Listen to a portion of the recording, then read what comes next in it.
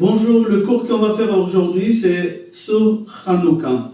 Il faut savoir que le premier Beth Amikdash, il a été construit par Shlomo HaMelech, et le Beth Amikdash, il a tenu 210 ans, jusqu'à qu'Akadosh Baruch Hu, Ba'avonotenu HaRabim, il a jugé, il a décidé qu'il sera détruit à cause de Gilui Arayot, Shfichut Damim et Avodah Zara. Et Nebuchadnezzar, il est venu en Israël et il a détruit le Beth Amikdash et il a fait exiler tous les béné Israël vers la Babylonie. Et on est resté en Babylonie pendant 70 ans et on appelle ça Galut Shiv'im. On est parti en Babylonie pendant 70 ans et à la fin de ces 70 ans, là-bas, il y a Koresh, le roi des Perses, il a autorisé au béné Israël de retourner en Israël et de construire le deuxième Beth Amikdash, qui lui, il a tenu 420 ans. Le premier 410 ans, le deuxième 420 ans. Au moment qu'on était en exil, pendant les 70 ans, là-bas on a eu l'histoire des Purim. Là, au deuxième Beth Amikdash, qui a tenu 420 ans, en plein milieu, à peu près 200 ans après sa construction, on a eu le miracle de Hanouka, que les Grecs, ils ont rentré, ils ont encerclé Yerushalayim, ils ont rentré à Yerushalayim, ils ont tué, ils ont fait souffrir les béné Israël. Et après les Hashmonaïm, ils ont gagné la guerre. C'était 210 ans après la construction. Et au moment qu'on a gagné la guerre, on a agrandi le Beth Amikdash, on a fait des travaux, on a purifié et on a agrandi le Beth Amikdash. Et il a tenu encore 200 ans après. Le Beth Amikdash, il a été détruit par les Romains à l'époque de Horus. Au milieu du deuxième Beth Amikdash, comme on a dit, on a eu l'histoire de Hanouka.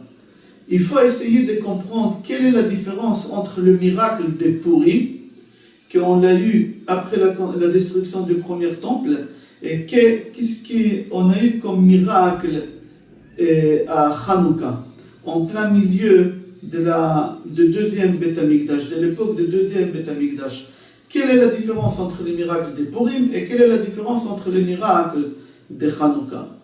Il faut savoir qu'à Purim, Haman, il a voulu notre corps. Il a dit, moi, tout celui qui a du sang juif dans ses veines, je le tue. Même s'il y a un juif qui partait voir Haman, et il disait à Haman, je me convertis à ta religion, Haman, il n'acceptait pas, il le tuait. Il disait, je ne veux pas des juifs. Alors, à Purim, on a eu le miracle qu'on a sauvé notre corps.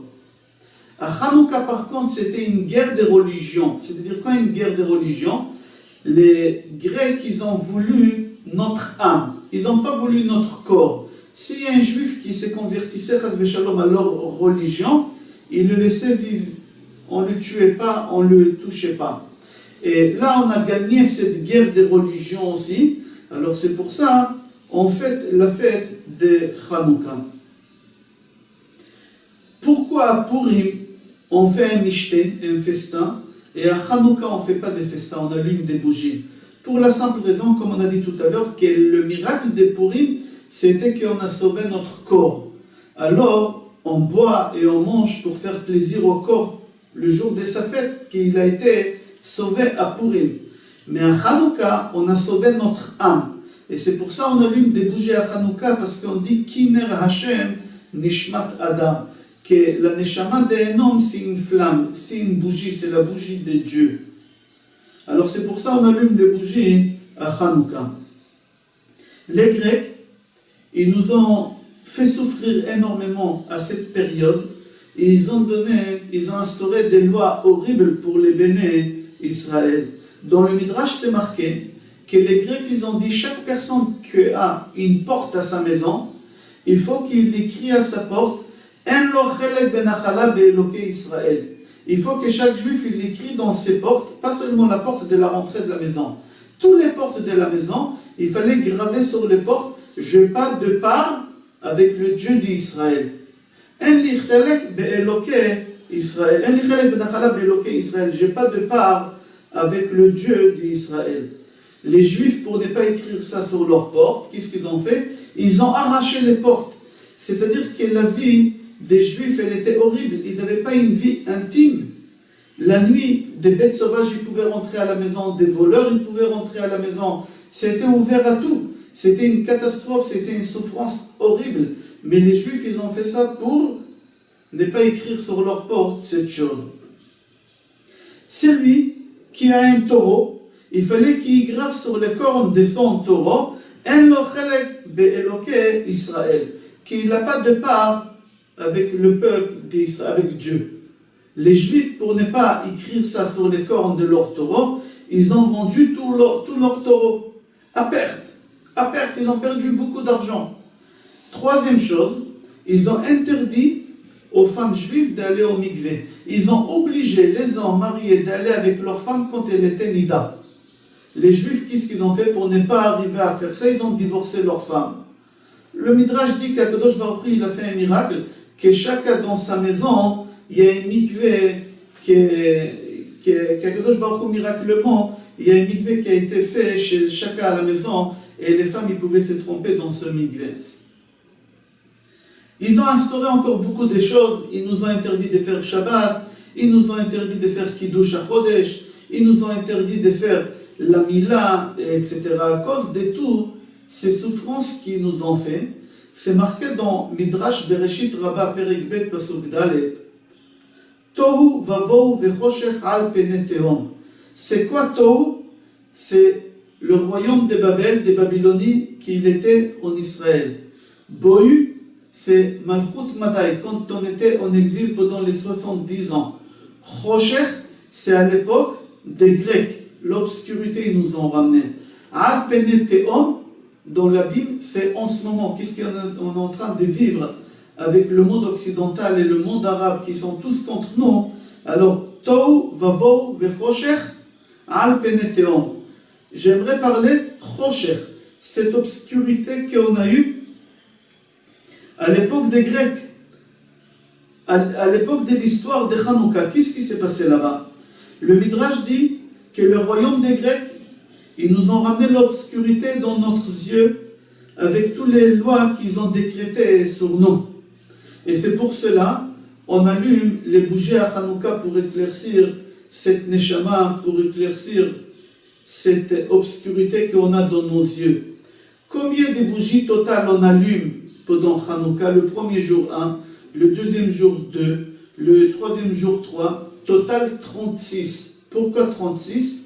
Parce qu'il faut savoir, au moment qu'Akadosh Baruch Hu, il a créé le monde, il a mis une lumière infinie dans le monde. Et Adam Arishon, avant qu'il a fauté, il a profité de cette lumière-là.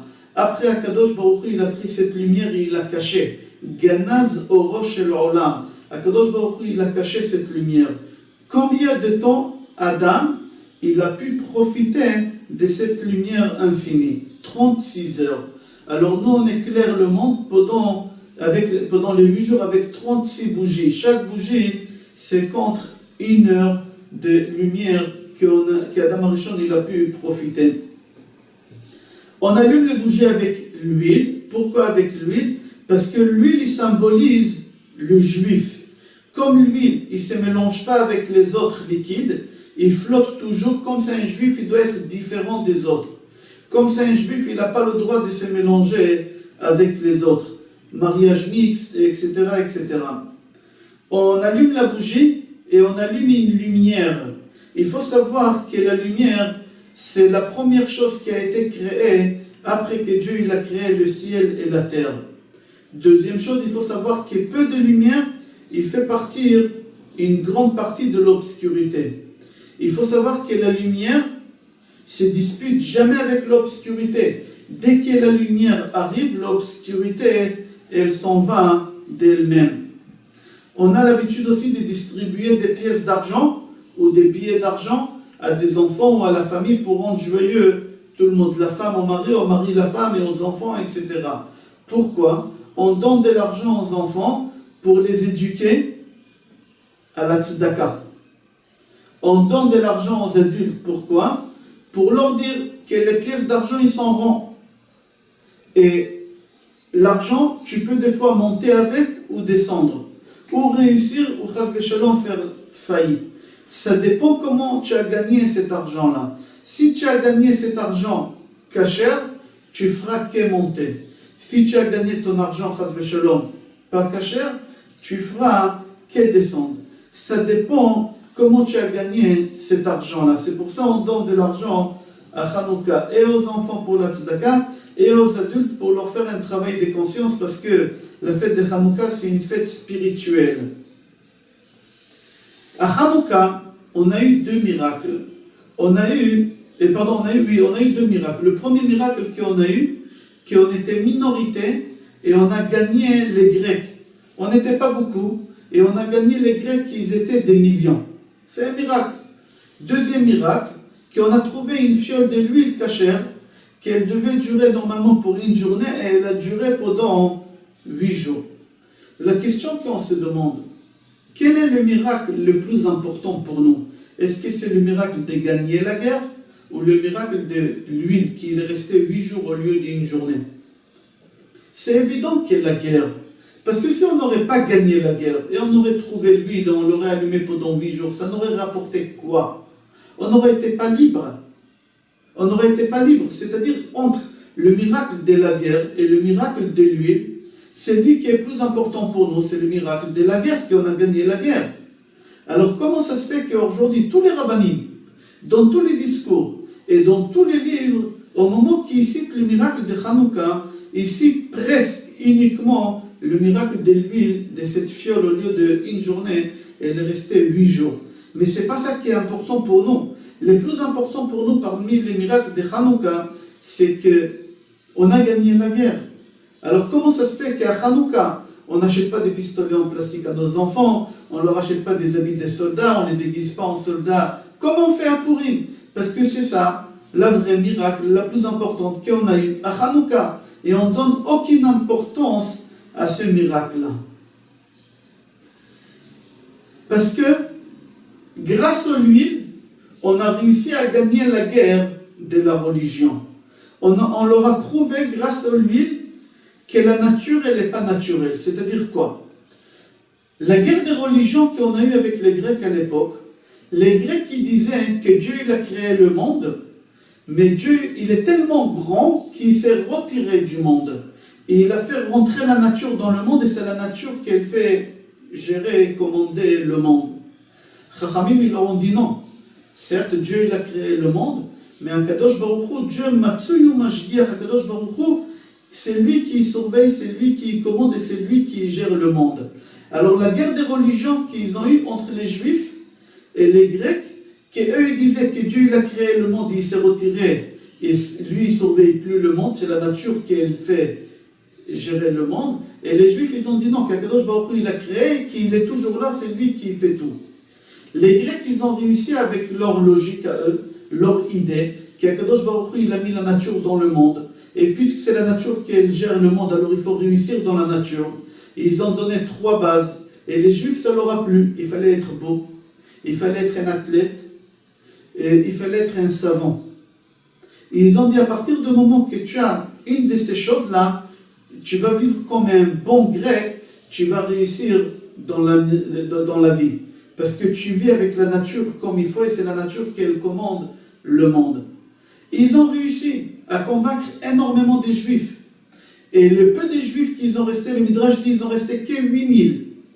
Et le peu des Juifs qu'ils ont resté, ils ont pu prouver aux Grecs que Dieu c'est lui qui gère le monde et pas la nature. Comment? Ils leur ont dit, regardez, on est minorité. Si nous on est minorité et on a gagné la guerre, c'est Dieu qui l'a voulu. Les Grecs ils leur ont dit non. Dans une guerre, ce n'est pas le nombre des soldats qui compte. C'est la sagesse, c'est la tactique de guerre. Et vous étiez plus intelligents que nous. Tout simplement, c'est pour ça que vous avez gagné cette guerre. Alors les Juifs, ils ont voulu leur prouver autrement que la nature, elle n'est pas naturelle et que pas la nature, elle commande le monde. Et ils ont réussi à leur prouver d'après l'huile. Ils leur ont dit, vous voyez de l'huile qu'il y a ici, c'est pour une journée. Elle reste 8 jours. Les Grecs, ils ont dit, comment ça se fait? Ils leur ont dit, comment ça se fait? Parce que ce n'est pas la nature qui commande le monde. C'est Dieu qui commande le monde. Et si Dieu il a décidé que la bougie elle restera allumée 8 jours, elle restera allumée 8 jours et pas 24 heures comme la nature, elle veut. Et là, ils étaient d'accord avec les Juifs. On voit qu'avec cette huile-là, les Juifs, ils ont prouvé aux Grecs que la nature, elle n'est pas naturelle. Et qu'il y a une main extérieure qui fait gérer, commander tout ça. Il y a une Gemara dans Ta'anit, page Chafhei Amoud Aleph, qu'elle raconte qu'un vendredi soir, après la rentrée de Shabbat, Rabbi Hanina ben Dosa, il a vu sa fille triste. Il lui a dit, ma fille, pourquoi tu es triste? Elle lui a dit, papa, parce que j'ai allumé les bougies de Shabbat. Et Shabbat, il est rentré déjà. Et je me suis rendu compte que je me suis trompé. Au lieu de mettre de l'huile, j'ai mis du vinaigre. Et les bougies vont s'éteindre et on va manger Shabbat dans l'obscurité, dans le noir. Son père, il a consolé, il lui a dit, ma fille, c'est lui qui a ordonné à l'huile de s'allumer. Je lui demanderai qu'il demandera cette fois-ci au vinaigre de s'allumer. C'est pas la nature qui commande le monde. Il y a quelqu'un d'autre extérieurement qui a la main sur tout ça. Je vais lui demander que cette fois-ci, il demande de vinaigre de s'allumer. La Baal Gemara dit que cette bougie, elle est restée allumée jusqu'à samedi soir. Et ils ont pu faire la prière de Boré, Meoré, Aesh. Il faut savoir que Rabbi Hanina ben Dosa, il n'a pas été impressionné de ce miracle. Il n'a pas été impressionné plus que d'être impressionné de la nature. Moi, quand je vois un avion qui vole des tonnes et des tonnes, je suis impressionné. La sagesse de l'homme, comment la nature elle est faite sur beaucoup de choses. Tous les astres, les étoiles, la lune, le soleil, la nature, elle parle d'elle-même qu'il y a quelqu'un, une main extérieure qui les fait gérer.